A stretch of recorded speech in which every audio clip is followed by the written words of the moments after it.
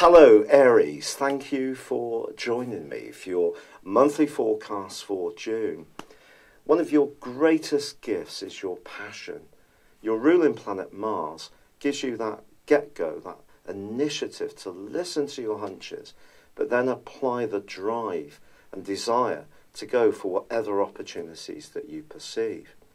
Now this month, Mars is beginning to penetrate deeper into the sign of Aquarius, which for you is all about sociability, it's about friendships, it's about getting out and mixing and mingling.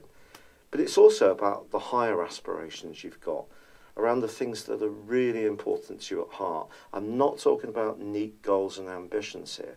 I'm talking about more personal things that really you want to come to pass in your situation.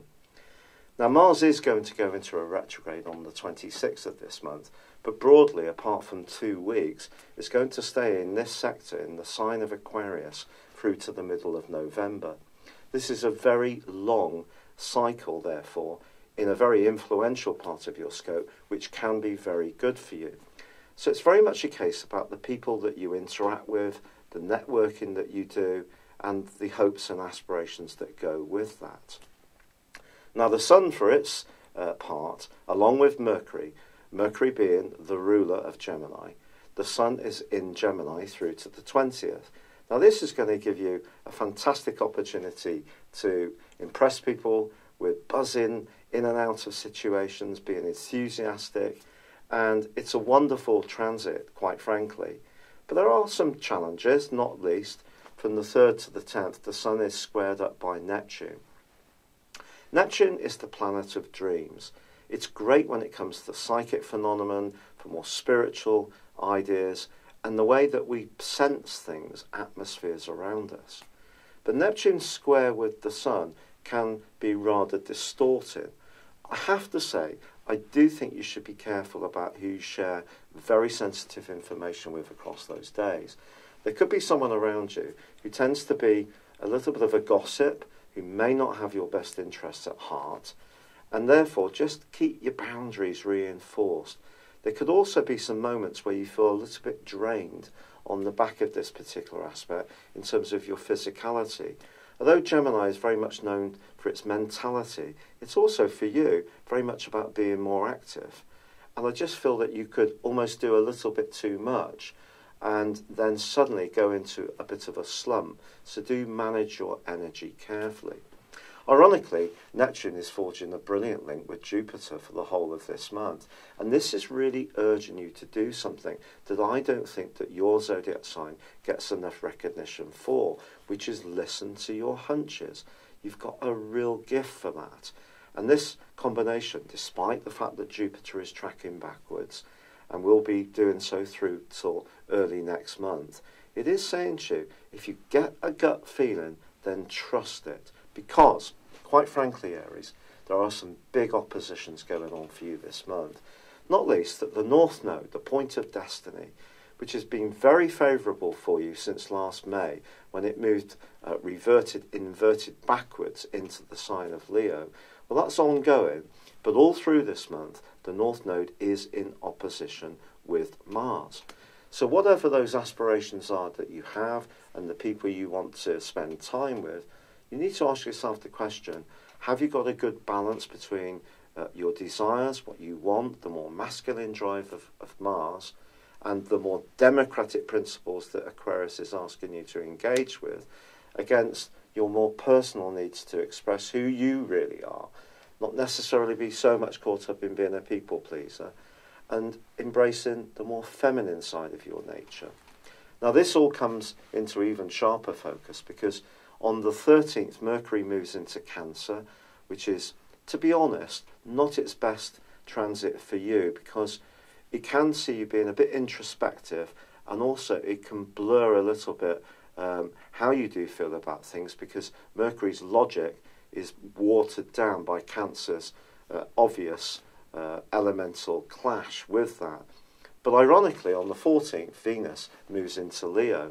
But from the 18th to the 28th, joins in with that opposition between the North Node and Mars. Now, if you're single, you could find yourself being quite amorous this month. There's no doubt about that, particularly if you'd like to meet somebody. And that could mean that you're going to encounter someone that you're hugely attracted to at a more physical level. But balancing the more feminine side of Venus against the more desire side of Mars won't necessarily be so easy.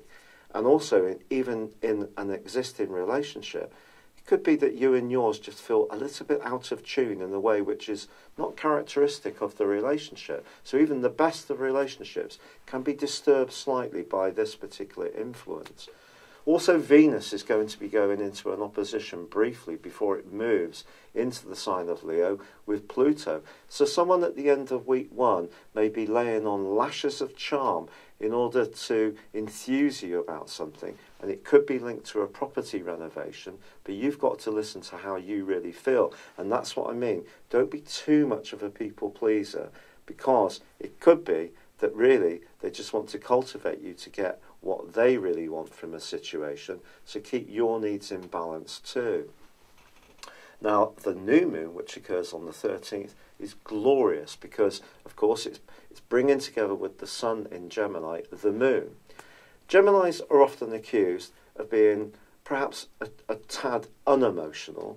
I think, actually, the absolute reverse can be true, or it can be absolutely the case that Gemini people will work out their emotions through the vehicle that is the mind. And because I've got the 3rd house in Mercury and also the sun, I can be a little bit Gemini myself. And also in my draconic chart, which I'll tell you more about in the weeks to come, the draconic chart is a soul chart, then I've got a lot of Gemini energy there. So I kind of understand this particular way of thinking about Gemini. But this one is forging a quincunx with Pluto, which is in a very ambitious part of your scope still.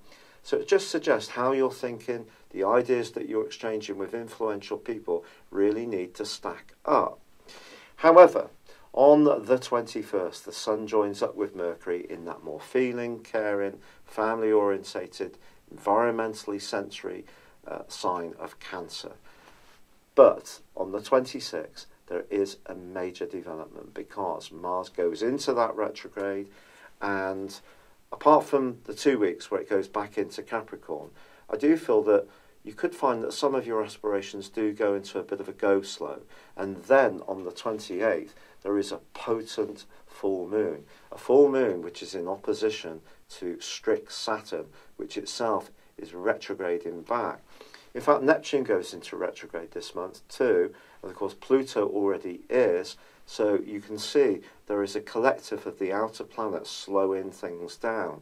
So I think when it comes to those big hopes you've got, patience is going to be important, but I think it's to do with where you live, how you live there. So anything to do, with where you live really is going to be very important.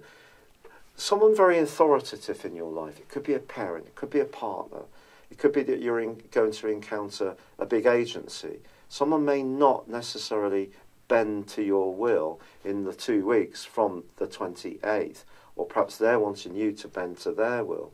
But what you are gifted with this month, Aries, is that what Aquarius does on Mars is just ask you to keep the door of communication open at all times. The more you do, the more possibilities that there are. But there are going to be drives coming from you. There's going to be drives coming from people you're close to. And finding that balance is going to be the key. And I really think the more that you listen to your hunches, which is a continuing theme, the better you can navigate all these opportunities, but some challenges too. It's been a real pleasure being with you. I'd love it if you would subscribe to my channel if you've yet to do so, or like or comment on this video. But for now, good luck and goodbye. Hello, thank you so much for watching my video. I'd love you to join me at my Horoscope Ace app. You can find this at www.horoscope-ace.com. You can use it through Android, iOS, Apple or Facebook. Check out your ascendant or your moon sign or download your free birth chart. There's all your favourite videos, plus there are daily, weekly, monthly and yearly horoscopes for general, love, Chinese and Indian astrology. If your passion is tarot, there's my brilliant 3-card money or love tarot readings too. And it's all there at www.horoscope-ace.com. Thank you.